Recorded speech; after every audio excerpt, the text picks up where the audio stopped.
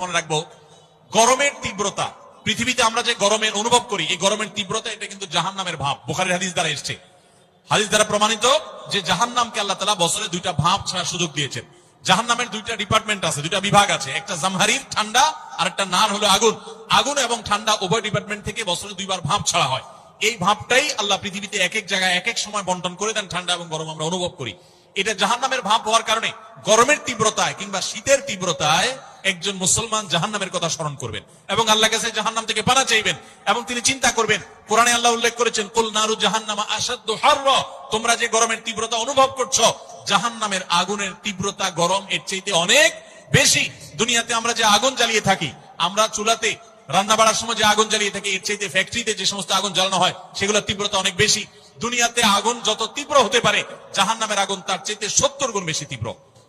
ভাইরা আমার, তো এই জন্য এই গরমের তীব্রতা আল্লাহর কাছে জাহান্নাম